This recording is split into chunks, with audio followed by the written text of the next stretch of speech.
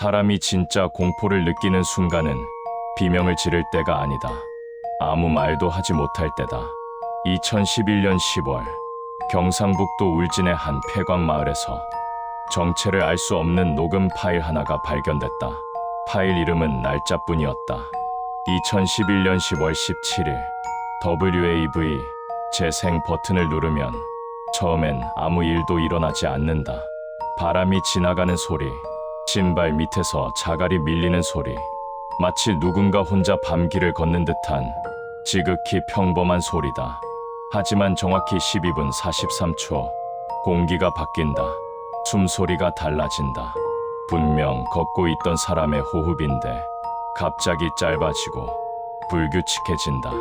그리고 낮은 목소리, 이상합니다. 그 다음 말은 몇 초 동안 나오지 않는다. 그 침묵이 이상하게 길다. 누군가 뒤에 있어요. 이 한 문장이 끝난 뒤 녹음은 7분 12초 더 이어진다. 비명은 없다. 몸싸움 소리도 없다. 도망치는 발걸음도 없다. 대신 아주 가까운 거리에서 들리는 숨소리. 한 사람이 아니다. 두 사람도 아니다. 그날 이후 이 녹음기의 주인은 세상에서 완전히 사라졌다. 지금부터 들려드릴 이야기는 한 실종 사건이 아니라 사건을 파헤치던 사람이 사건 속으로 들어가 버린 기록이다. 이 채널은 사건 이후입니다. 구독은 끝내 말하지 못한 이야기들을 다시 세상 밖으로 꺼내는 힘이 됩니다. 실종자의 이름은 김도현, 34세, 프리랜서 다큐멘터리 작가였다. 그는 대형 방송국 사람이 아니었다. 유명하지도 않았다. 대신 남들이 관심 갖지 않는 지역 미제 사건만을 골라 취재했다. 사람들은 그를 두고 왜 그런 걸 파냐고 물었지만 그는 늘 같은 말을 했다. 정리되지 않은 사건에는 항상 남아있는 사람이 있다. 도현이 울진으로 향한 이유도 그 연장선에 있었다. 1998년 같은 폐광 마을에서 3명의 주민이 연속으로 실종됐다. 공통점은 단 하나, 모두 폐광에서 야간 근무를 했던 사람들이었다. 당시 경찰 기록은 간단했다. 갱도 붕괴 가능성, 실족 사고 추정, 시신 미발견, 그리고 사건은 종결됐다. 도현은 처음엔 이 사건도 그중 하나라고 생각했다.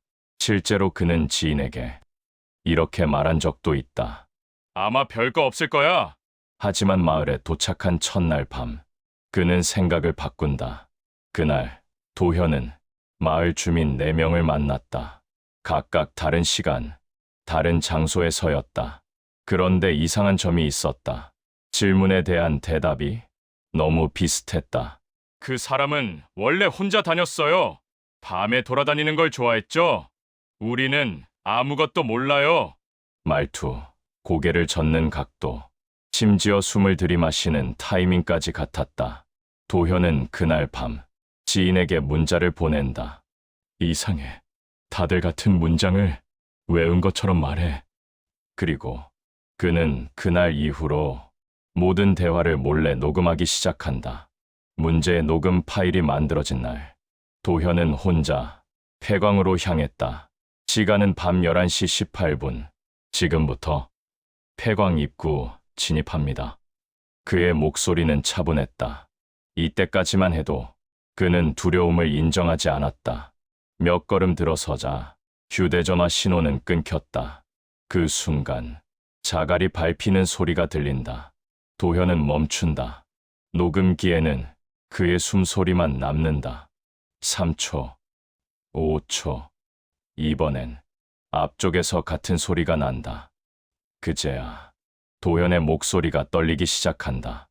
지금 누군가 일부러 제 움직임에 맞추고 있습니다. 그때 갱도 안쪽에서 불빛이 켜졌다 꺼진다. 손전등이 아니다. 폐광 근무자들이 쓰던 헬멧 작업등이다. 그리고 그 다음 순간 누군가 뒤에 있어요. 이 말을 끝으로 도현은 더 이상 자신의 상황을 설명하지 못한다. 남은 건 숨소리뿐이다. 그리고 그 숨소리는 하나가 아니었다. 김도현의 실종 신고는 그가 폐광으로 들어간 다음 날 오후에 접수됐다.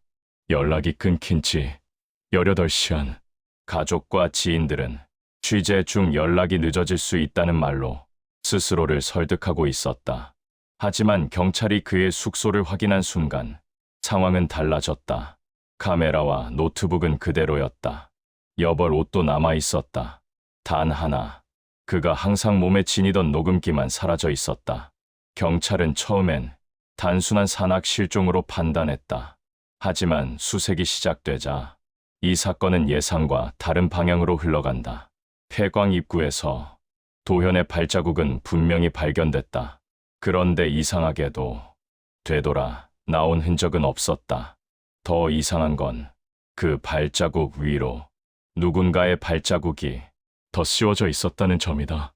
누가 봐도 의도적으로 흐트러뜨린 흔적이었다. 경찰은 마을 주민들을 상대로 기초 탐문을 시작했다.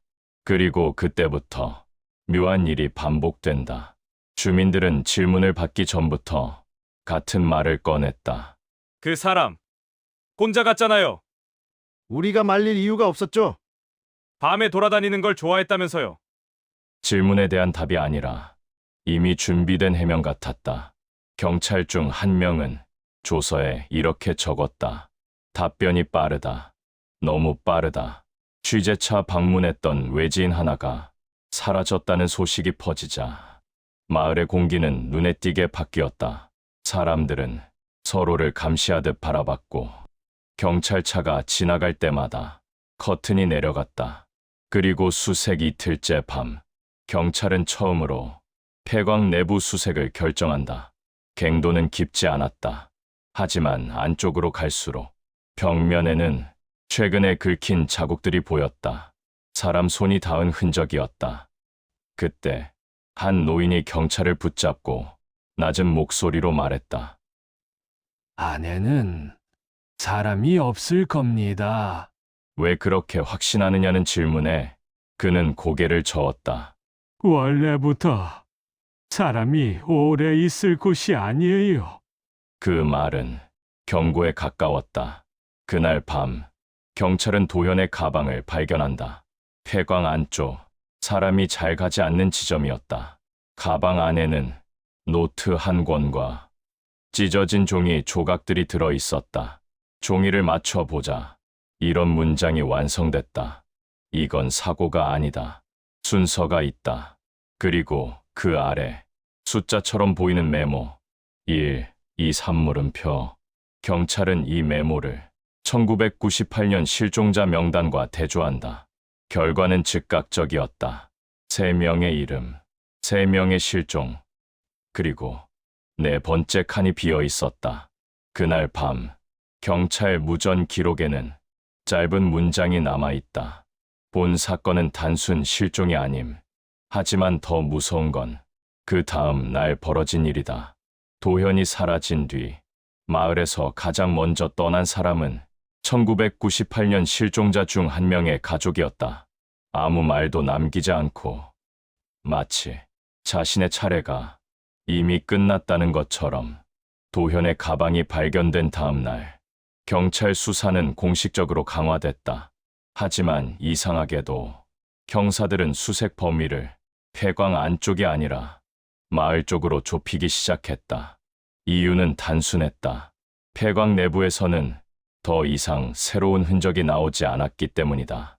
반대로 마을에서는 너무 많은 것들이 어긋나기 시작했다.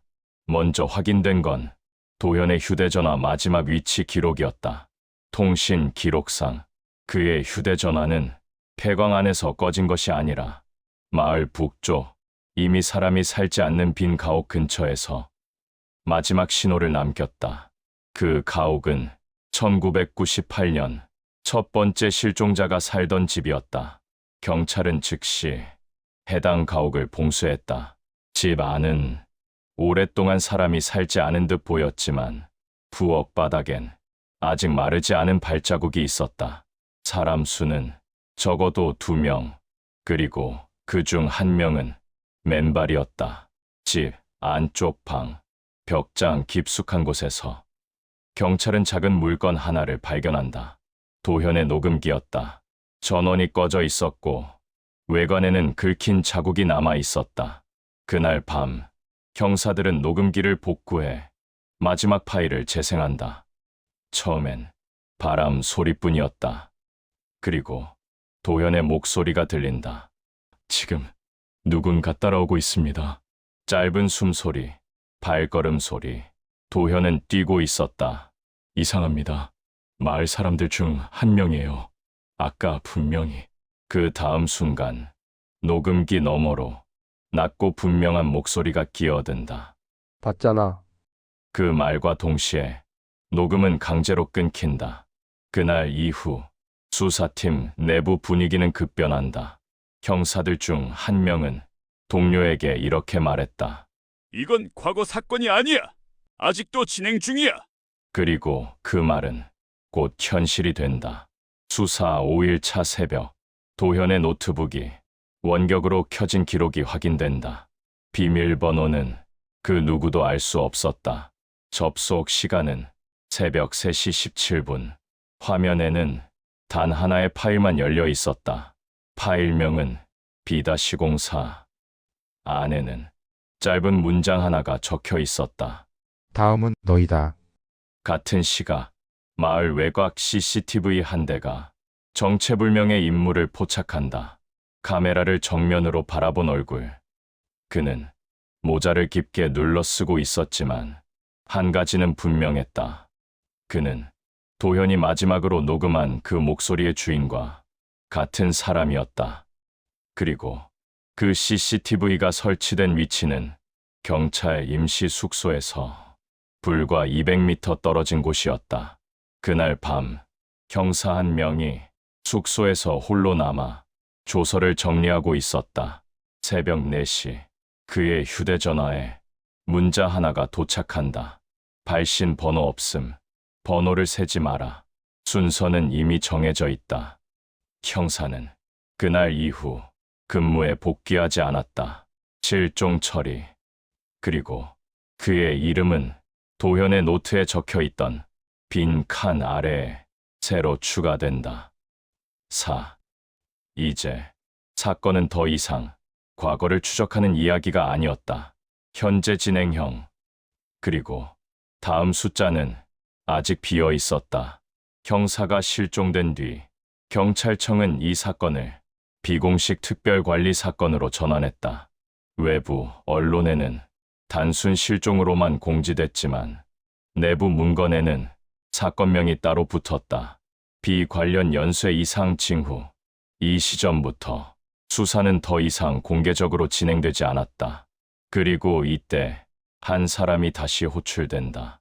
1998년 첫 실종 사건 당시 초동 조사를 맡았던 퇴직 형사 박정수.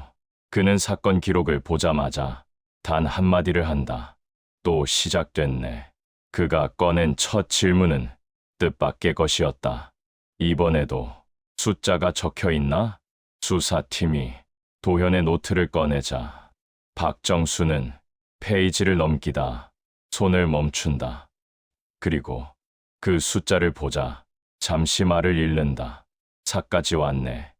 그는 1998년 사건 당시 실종자들의 공통점을 단 한 가지로 정리했었다. 모두 본 사람이었다는 것. 그들이 본 것은 사람이 아니었다. 박정수는 당시 조사 중 단 한 명의 생존자를 만났다고 말한다. 실종되었다가 유일하게 돌아온 사람. 고흥 외곽 요양원에 입원 중인 70대 노인. 수사팀은 그를 찾아간다. 노인은 처음엔 아무 말도 하지 않았다.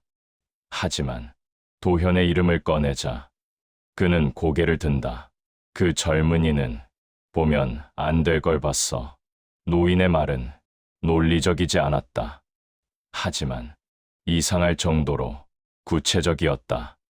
처음엔 사람처럼 보여 말도 하고 도와주는 척도 하지. 근데 그걸 3번 보면 알게 돼. 형사는 침을 삼키며 묻는다. 뭘 알게 됩니까? 노인은 벽을 바라보며 낮게 말한다. 그게 사람 흉내를 내고 있다는 것. 그는 1998년 당시 폐광 근처에서 그 존재를 3번 봤다고 했다. 첫 번째는 길을 묻는 남자, 두 번째는 비 오는 날 우산을 씌워준 사람, 세 번째는 내 이름을 알고 있었어. 그날 밤 노인은 도망쳤고 살아남았다. 이유는 하나였다. 난 숫자를 안 봤거든. 형사들은 의미를 이해하지 못했다. 그러자 노인은 천천히 고개를 돌려 말한다. 그 노트, 숫자는 본 횟수야. 그 순간 모든 기록이 하나로 이어진다. 도현의 노트에 적힌 숫자, 실종된 형사의 번호, 과거 사건의 피해자 수, 그리고 수사팀 중 한 형사가 얼어붙은 얼굴로 말한다. 그럼 도현은 이미 그날 밤 요양원 CCTV가 짧게 끊긴다. 정확히 11분 재연결된 화면에는 노인의 병실이 비어 있었다. 침대 위에는 종이 한 장만 남아 있었다. 거기엔 도현의 필체와 완전히 같은 글씨로 이렇게 적혀 있었다. 다 봤네. 이제 차례야.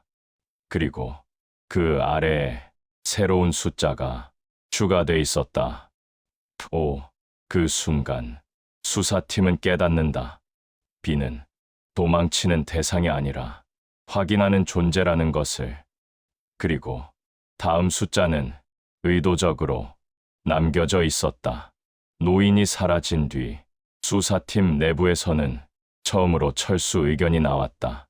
사건을 더 파면 누군가는 반드시 다음 숫자가 될 거라는 공포 때문이었다. 하지만 이미 너무 늦었다. 박정수는 1998년 사건 기록 중 그동안 봉인돼 있던 개인 수첩 하나를 꺼낸다. 그 수첩은 공식 보고서에 단 한 줄도 반영되지 않았던 기록이었다. 거기엔 실종자들의 이름 아래 공통된 메모가 남아 있었다. 이상하게도 모두 같은 질문을 했다. 그 질문은 이것이었다. 이 마을에서 밤에 혼자 돌아다녀도 괜찮습니까? 도현도 같은 질문을 했다. 그리고 최근 실종된 형사 역시 숙소 근무일지에 똑같은 문장을 남겼다. 박정수는 이 질문이 우연이 아니라는 걸 확신하고 있었다. 그는 수사팀에게 마지막 제안을 한다. 비를 잡을 수는 없어. 대신 비가 왜 나타나는지는 확인할 수 있어. 그날 밤 그는 혼자 폐광으로 향했다. 수사팀은 뒤따르지 못했다. 그가 남긴 말 때문이었다. 이건 숫자를 채우는 일이야. 인원이 많을수록 위험해져. 새벽 2시 48분 박정수의 녹음기가 자동으로 작동된다. 처음엔 아무 소리도 없다. 그리고 그가 중얼거린다. 역시 여기였군. 그 순간 또 다른 발소리가 겹친다. 두 사람의 발걸음. 하지만 리듬은 같지 않았다. 박정수는 도망치지 않는다. 대신 그쪽을 향해 묻는다. 이번엔 몇 번째냐? 잠시 침묵. 그리고 그 목소리가 처음으로 명확하게 들린다. 넌 이미 알고 있잖아. 박정수는 손전등을 들지 않았다. 그는 그 존재를 직접 보지 않으려 했다. 1998년부터 지금까지 그가 말한다. 너는 사람이 변할 때만 나타났어. 마을이 바뀌고 사람이 떠나고 기억이 사라질 때 목소리는 웃는 듯했다. 그래서 필요했거든. 그때 박정수의 녹음기에는 이상한 소리가 함께 담긴다. 사람의 숨소리와 사람이 아닌 무언가의 울림. 본 사람은 남길 수 없어. 그 목소리가 말한다. 보지 않은 사람은 기억하지 않고, 기억하지 않는 사람은 넘어갈 수 있지. 그 순간 박정수는 모든 걸 이해한다. 비는 살인자가 아니었다. 기억을 정리하는 존재. 마을이 유지되기 위해 사라져야 할 목격자를 선별하는 것. 그리고 그 선별 기준은 단 하나였다. 의심한 사람. 박정수는 조용히 웃는다. 그래서 도현이 죽은 거군.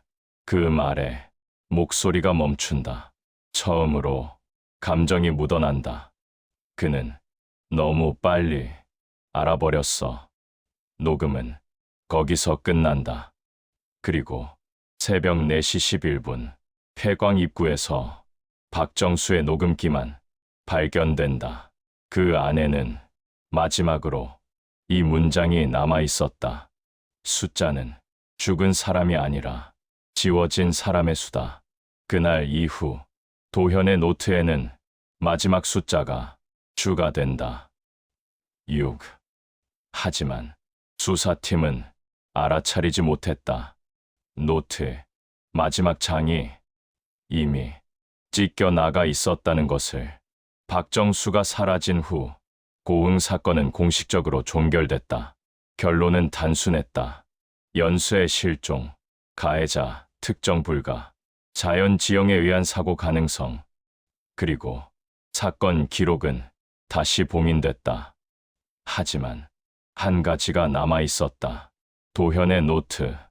경찰은 그 노트를 증거물로 분류했지만 마지막 장이 찢겨 나간 이유만큼은 끝내 설명하지 못했다. 노트의 마지막으로 남은 문장은 이것이었다. 보는 순간 이미 안에 들어간다. 그 문장을 마지막으로 읽은 사람은 수사팀의 막내 형사 이민석이었다. 그는 이 사건을 끝까지 이해하고 싶어 했다. 왜 어떤 사람은 사라지고 어떤 사람은 남았는지, 왜 본 사람만 지워졌는지. 그는 퇴근 후에도 사건 기록을 반복해서 읽었다. 그리고 어느 순간부터 이상한 사실을 깨닫는다. 사라진 사람들 사이에는 한 가지 공통된 행동이 있었다. 모두 사건을 정리하려 했다. 기사로 쓰려던 기자, 진실을 밝히려던 형사, 의문을 기록하던 조사자, 그리고 지금의 자신. 그날 밤 민석은 자신도 모르게 폐광 쪽으로 차를 몰고 있었다. 이유는 없었다. 다만 그곳에 가면 마지막 답이 있을 것 같았다. 폐광 입구, 새벽 3시 33분. 그는 차에서 내리며 문득 깨닫는다. 이 시간은 도현의 노트에 반복해서 등장하던 시간이었다. 그 순간 뒤에서 발소리가 들린다. 천천히, 아주 익숙한 리듬. 민석은 뒤돌아보지 않는다. 이미 알고 있었기 때문이다. 이번엔 몇 번째냐? 그 질문은 자신도 모르게 입 밖으로 나왔다. 목소리는 아주 가까이서 들린다. 중요한 건 숫자가 아니야. 민석의 심장이 미친 듯이 뛴다. 기억이야. 그제야. 민석은 이해한다. 비는 괴물이 아니었다. 사건 그 자체였다. 사람들이 알아서는 안 될 것을 알아버릴 때 기억이 쌓여 형태를 갖춘 것. 그래서 비는 항상 비슷한 모습으로 나타났고 항상 같은 질문을 던졌다. 봤잖아. 그날 새벽 민석은 폐광 안으로 들어갔다. CCTV는 입구까지만 찍혀 있었다. 그 이후는 기록이 없다. 그리고 다음 날 아침 민석의 책상 위에서 도현의 노트가 발견된다. 찢겨 나갔던 마지막 장이 다시 붙어 있었다. 그 안에는 새로운 문장이 적혀 있었다. 이 이야기를 끝까지 들은 사람. 그리고 그 아래 마지막 숫자가 적혀 있었다. 제7. 이 사건은 그걸로 끝이었다. 공시에, 기록에도, 언론에도 더 이상 언급되지 않았다. 하지만 이 이야기가 지금 당신에게 전해졌다는 건 단 하나의 의미를 가진다. 누군가는 아직 기록을 계속하고 있다는 것. 혹시 이 영상을 혼자 보고 있다면 지금 뒤를 돌아보지 마라. 보는 순간 당신도 숫자가 되니까. 그리고 이런 이야기들이 사라지지 않도록 기록하는 곳이 있다. 유튜브 채널 사건 이후 잊히면 다시 시작된다. 이건 경고다. 다음 이야기는 아직 끝나지 않았다.